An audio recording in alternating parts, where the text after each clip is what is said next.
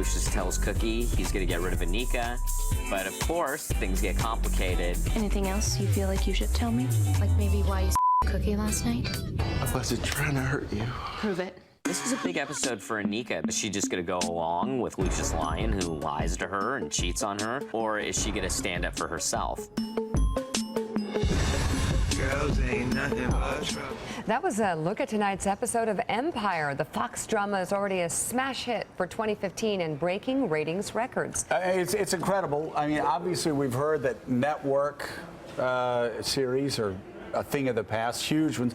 You guys got over 13 million viewers last Wednesday. And for the first time since Nielsen has started tracking total audience, you're the first show ever to gain in your first 6 episodes. That's crazy. That's called word of mouth. That's big. Danny Strong, the show's creator and executive producer. What say you? I don't know. It's been incredibly exciting. Each week the numbers go up, and each week we send all these text messages around, and now it's just emoticons of just like crazy, crazy, crazy. You wrote tonight's episode? I did. I wrote and directed tonight's episode. Yeah, it's been. Do you ever, like, what do you do? Nothing. I don't vacation, so yeah. You just kind work. of a workaholic. So you got to tell everybody how you prepared for this. Yeah. How did I prepare for this? We asked if you went around, how did you research? Did you go out and hang out in clubs? What did you do? You said actually you just stayed at home and looked at a certain star on YouTube. Well, right before I started to write the first draft of the pilot, I had this moment of crisis of, oh wait, I have no idea what I'm doing. This is completely insane. That happens here at How did I end up 5:59 here at this moment where I'm going to write this hip-hop saga?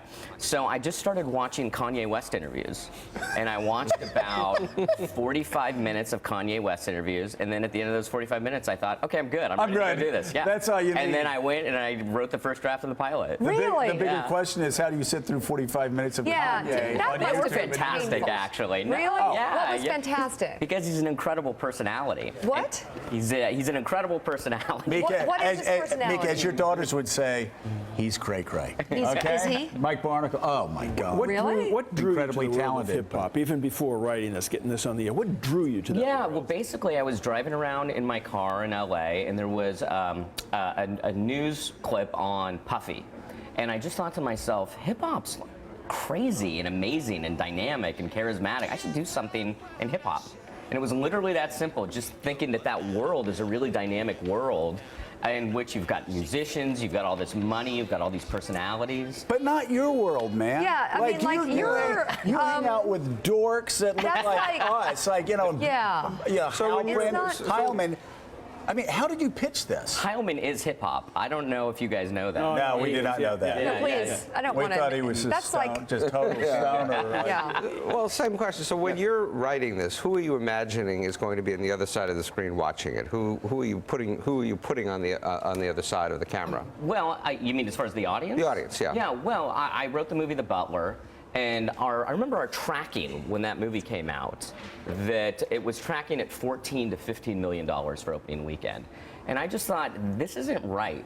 I think we're going to do way better than that. And then I came to learn that they're not good at tracking African American audiences. That there's something about the tracking process where they're not able to figure out what African American audiences are going to watch.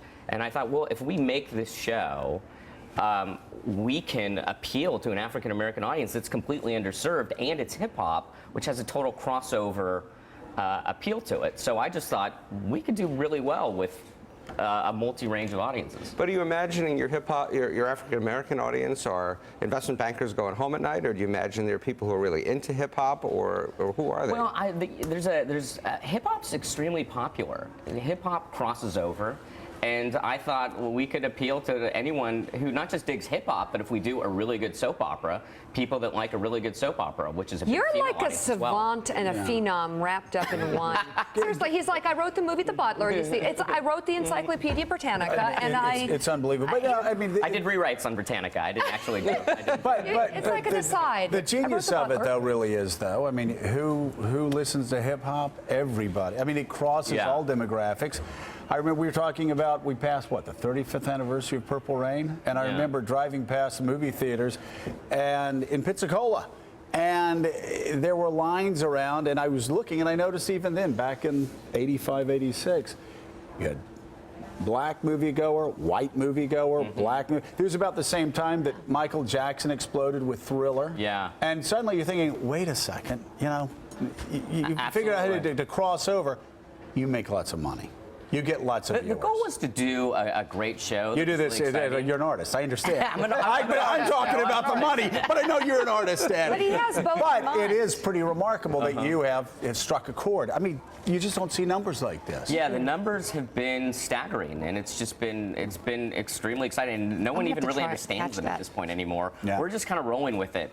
And tonight's the episode I wrote and directed, and I feel like it's a lose-lose situation. Either the numbers go up and no one cares, Yeah. or the numbers go down and I'm the one that screwed Okay, up. That's you what need, I you love, need an to stop optimist. worrying. Okay, about things. all right. Okay, it's time. Time to let I it go. think it's time Let the for you numbers to be go. confident. You're good. Okay? You're good. Empire airs Wednesday nights at 9 p.m. Eastern on Fox. Danny Strong, it is always good to see you.